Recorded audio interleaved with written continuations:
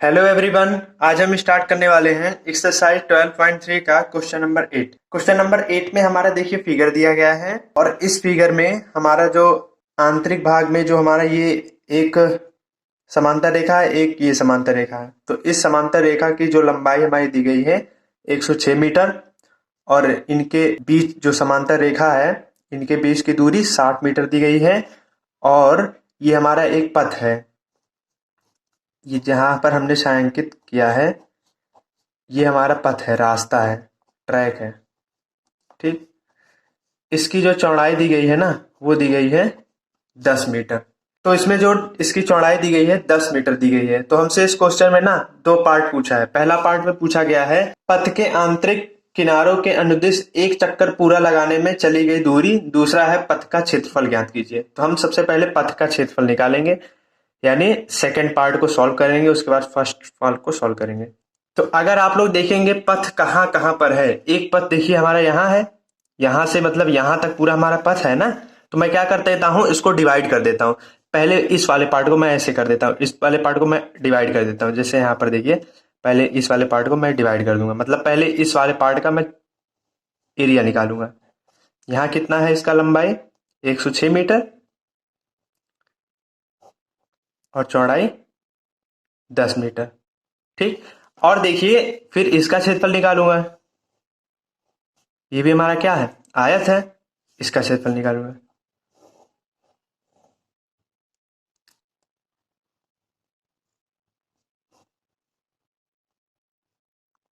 और फिर एक अर्धवृत्त ये है और एक अर्धवृत्त ये है, तो दो अर्धवृत्त है हमारे। तो उन दोनों अर्धवृत्त का क्षेत्रफल निकालूंगा ऐसे। और देखिए एक अर्धवृत्त हमारा ये है पूरा, इसका क्षेत्रफल निकालूंगा।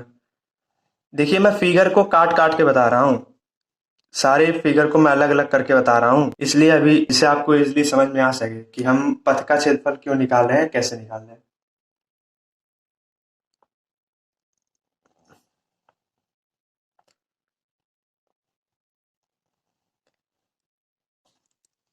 देखिएगा, ये देखिए पूरा हमारा पथ है और इसको अगर ज्वाइन कर देंगे ना तो ऊपर वाला फिगर हमारा सेम बन जाएगा। तो हमको पथ का क्षेत्रफल निकालना कैसे है, सबसे पहले हम इस पार्ट का क्षेत्रफल निकालेंगे, फिर इस पार्ट का क्षेत्रफल निकालेंगे, फिर इस पार्ट का क्षेत्रफल निकालेंगे, फिर इस पार्ट का क्षेत्रफल निकालेंगे, फिर सारे को जोड़ देंगे, हमारा पथ का क्षेत्रफल निकल जाएगा। तो पहले देखिए जो हमारा पहला पार्ट है वो हमारा आयत है, तो हमको आयत का क्षेत्रफल निकालना है। फिर जो दूसरा पार्ट है वो हमारा क्या है, वो भी हमारा आयत है। मतलब हमको पहले दोनों आयत का क्षेत्रफल निकालना पड़ेगा। ठीक, तो हम लिखते हैं यहाँ पर पथ का क्षेत्रफल बराबर आयत का क्षेत्रफल, क्योंकि दो आयत है हमारा, आयत का क्षेत्रफल गुणे दो। आयत का क्षेत्रफल हमने क्यों लिखा, क्योंकि ये हमारा आयत है। ठीक, मैंने आपको बताया इसका क्षेत्रफल निकालना है, इसका क्षेत्रफल निकालना है, फिर इसका क्षेत्रफल निकालना है, इसका क्षेत्रफल निकाल के सारे को क्या कर देना है, जोड़ देना है। ठीक, तो हमारा पथ का क्षेत्रफल निकल जाएगा। तो हम वही कर रहे हैं। पहले हमने देखा यहाँ पर आयत है, तो मैंने देखा दो आयत है, इसलिए मैंने दो गुणे आयत का क्षेत्रफल लिख दिया। तो इन दोनों का क्षेत्रफल हमारा निकल जाएगा। फर्स्ट पार्ट और सेकेंड पार्ट का क्षेत्रफल हमारा इसी से निकल जाएगा, 2 इंटू आयत का क्षेत्रफल। मतलब आयत का क्षेत्रफल हमारा ये होगा पूरा। एक फिगर का अगर हम लोग क्षेत्रफल निकालेंगे, अगर उसमें 2 से मल्टीप्लाई कर देंगे तो हमारा दो आयत का क्षेत्रफल नहीं निकल जाएगा। मतलब ये वाला पार्ट और ये वाला पार्ट दोनों का क्षेत्रफल हमारा मिल जाएगा। तो दो गुणे आयत का क्षेत्रफल प्लस दो गुणे दो क्यों हमने किया, क्योंकि दो अर्धवृत्त है हमारे, एक अर्धवृत्त ये है, एक अर्धवृत्त ये है। तो दो गुणे अर्धवृत्त का क्षेत्रफल, अर्धवृत्त का क्षेत्रफल। ठीक है, अब देखिए कैसे होगा। दो लिखा है, दो लिख दिए गुणे आयत का क्षेत्रफल क्या होता है, लंबाई गुणे चौड़ाई। तो हमारा लंबाई कितनी है, लंबाई हमारी इसमें कितनी है 106, तो 106 गुणे चौड़ाई 110, सॉरी 10, 10 मीटर है ना, 10 लिख दीजिए, प्लस 2 इंटू। तो देखिए हमने यहां पर लिखा दो गुणे आयत का क्षेत्रफल, तो इससे हमारा ये जो पार्ट है पूरा इसका क्षेत्रफल निकल गया ना। जब हमने दो गुणे आयत का क्षेत्रफल लिखा तो हमारा पूरा ये पूरा क्षेत्रफल निकल गया। अब यहाँ पर 2 गुणे अर्धवृत्त का क्षेत्रफल हमने लिखा है, बट एक्चुअली में हमको इसका क्षेत्रफल निकालना है। ये जो है छायांकित भाग मैं कर रहा हूँ, इसका क्षेत्रफल निकालना है। इसका क्षेत्रफल कैसे निकलेगा इसको बड़े ध्यान से समझिएगा। देखिए मैं यहाँ पर एक फिगर बना दे रहा इसी का। देखिएगा एक अर्धवृत्त ऐसे है और फिर एक अर्धवृत्त ऐसे है, ठीक है, और फिर यहाँ पर ऐसे छायांकित किया गया है। तो हम लोग क्या करेंगे ना, ये देखिए इसका क्षेत्रफल हमको निकालना है, जो ये छायांकित भाग है। इसका क्षेत्रफल निकालने के लिए क्या करेंगे, ये देखिए हमारा पूरा एक बड़ा वाला अर्धवृत्त है। बड़े वाले अर्धवृत्त का क्षेत्रफल पहले निकालेंगे, उस बड़े वाले अर्धवृत्त में से हम छोटे वाले अर्धवृत्त का क्षेत्रफल घटा देंगे, तो हमारा ये छायांकित भाग मिल जाएगा। फिर से समझ लीजिए। तो देखिए कैसे होगा, इस बड़े वाले अर्धवृत्त का क्षेत्रफल निकाल करके इस छोटे वाले अर्धवृत्त का क्षेत्रफल निकाल करके घटा देंगे, तो हमारा ये छायांकित भाग मिल जाएगा। तो यहां पर लिख देंगे हम ब्रैकेट में बड़े अर्धवृत्त का क्षेत्रफल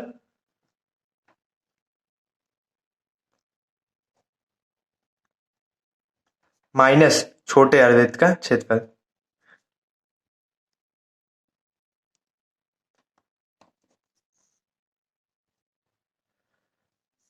यहां पर जो मैंने अर्धवृत्त लिखा है इसके जगह पे ही लिखिएगा, इसके जगह पे ये चीज हम लोग जो लिखा है ब्रैकेट में बड़े अर्धवृत्त का क्षेत्रफल माइनस छोटे अर्धवृत्त का क्षेत्रफल, इसको यहाँ पर ऐसे लिख दीजिएगा, ठीक है।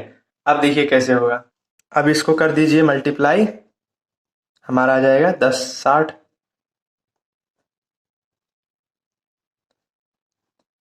अर्धवृत्त का क्षेत्रफल क्या होता है, वृत्त का क्षेत्रफल क्या होता है पहले ये समझिए, पाई आर स्क्वायर होता है, और अर्धवृत्त का 1/2 हो जाएगा, ठीक है। इसी प्रकार बड़े अर्धवृत्त का क्षेत्रफल है, तो हमारा इसमें आर जो होगा उसको हम कैपिटल कर लेंगे, तो हमारा क्या आ जाएगा 1/2 पाई आर स्क्वायर माइनस छोटे अर्धवृत्त का क्षेत्रफल, तो अर्धवृत्त का क्षेत्रफल क्या होता है पाई आर स्क्वायर, तो हम 1/2 पाई आर, आर इसमें हम स्मॉल कर लेंगे, ठीक। अब देखिए इसका करा दीजिए मल्टीप्लाई, तो इसका मल्टीप्लाई करा दीजिए, इतना आ जाएगा।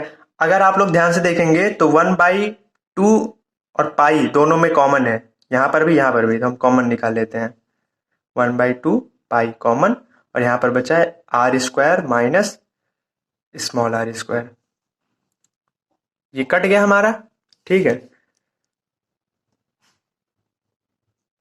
यहां बचा pi multiply r square minus r square.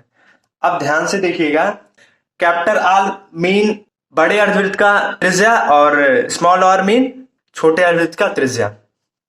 यहां से यहां तक हमारा कितना है 60 है, मतलब छोटे अर्धवृत्त का हमारा व्यास कितना दिया गया 60 दिया गया है। ये देखिए हमारा एक छोटा अर्धवृत्त है ना, तो इसकी जो त्रिज्या दी गई है हमको दी गई है, सॉरी जो डायमीटर दिया गया है हमको दिया गया है 60 मीटर। तो छोटे अर्धवृत्त का जो व्यास दिया गया है कितना है 60 मीटर, तो उसकी त्रिज्या क्या होगी, त्रिज्या उसकी आधी होगी, तो हमारी त्रिज्या क्या हो जाएगी 30 हो जाएगी, मतलब यहां से यहां तक हमारी 30 मीटर हो गई।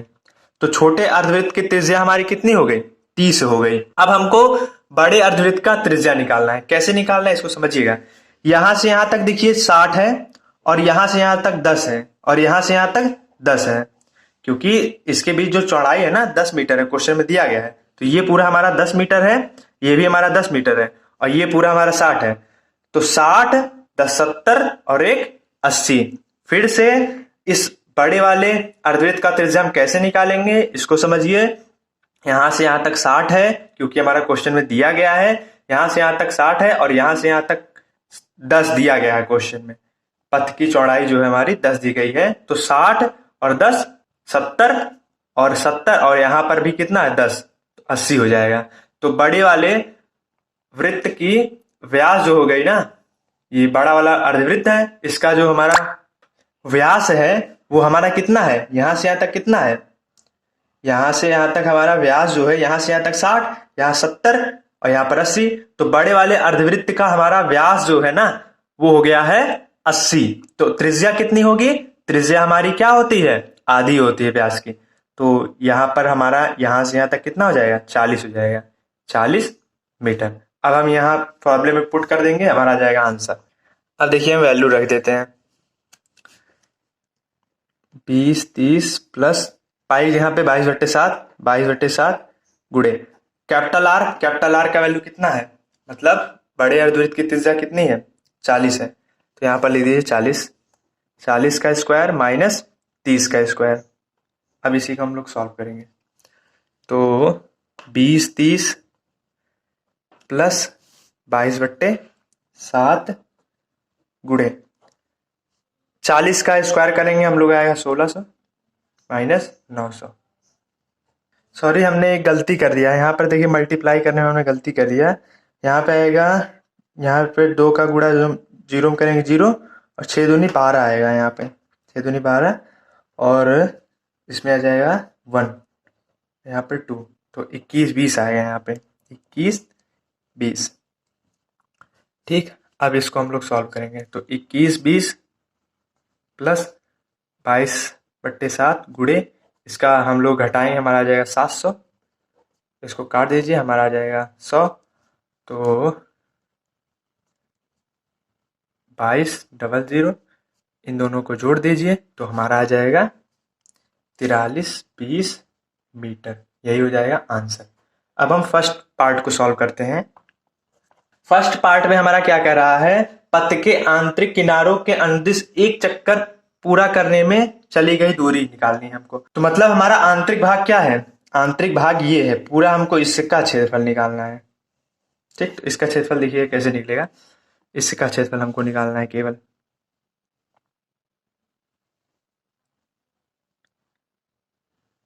ठीक, इसी का ही क्षेत्रफल निकालना है पूरा, इसका। सॉरी, क्षेत्रफल नहीं निकालना है, चली गई दूरी निकालनी है, मतलब हमको इसका परिमाप निकालना है, ये निकालना है। क्षेत्रफल होता तो अंदर का निकाला जाता, जैसे ये सारा क्षेत्रफल निकाला गया अंदर का, क्योंकि ये परिमाप पूछ रहा है या फिर चली गई दूरी पूछ रहा है, तो इसमें हम लोग परिमाप निकालेंगे। क्योंकि जैसे आयत होता है या फिर कोई बगीचा होता है, इसके किनारे अगर आपको कटीले तार लगाने हैं तो इसके किनारे ही तो आप लगाएंगे ना। तो ये हमारा आयत का पूरा क्या है, आयत का परिमाप ही तो है, किनारे किनारे सब जगह लगा है। ठीक है, इसी प्रकार इसमें पूछा है कि एक चक्कर पूरा करने में हमारा चली गई दूरी क्या होगी, मतलब इसका हमको पूरा परिमाप निकालना है। तो यहां से यहां तक हमारा है 106 मीटर, 106 मीटर। और ये हमारा क्या है, यहां से यहां तक हमको नहीं पता है, ये निकालना पड़ेगा। फिर क्या करेंगे, यहां से यहां तक हमको नहीं पता है और यहां से यहां तक नहीं पता है, ये दोनों परिमाप हम पहले पता करेंगे, इस अर्धवृत्त का परिमाप और इस अर्धवृत्त का परिमाप। और 106 पता ही है, हम सबको क्या कर देंगे, जोड़ देंगे, हमारा आ जाएगा। पहले हम अर्धवृत्त का परिमाप निकालेंगे, अर्धवृत्त का परिमाप, अर्धवृत्त का परिमाप, अर्धवृत्त का परिमाप क्या होगा, वृत्त का परिमाप क्या होता है 2πr, अर्धवृत्त का उसका हाफ कर दीजिए, तो 2πr/2 काट दीजिए, पाई आर हो गया। तो पाई इंटू आर, आर इसमें हमारा कितना है, यहां से यहां तक हमारा क्वेश्चन में दिया गया है 60 है, यहां से यहां तक देखिए हमारे क्वेश्चन में 60 दिया गया है, डायमीटर हमारा 60 दिया गया है, तो हमारा रेडियस कितना होगा 30 होगा, आधा हो जाएगा ना, तो 30 लिख दीजिए।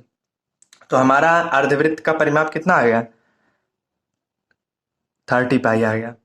ठीक है, 30 पाई इस अर्धवृत्त का परिमाप और 30 पाई इस अर्धवृत्त का परिमाप, दोनों को क्या कर दीजिए, जोड़ दीजिए।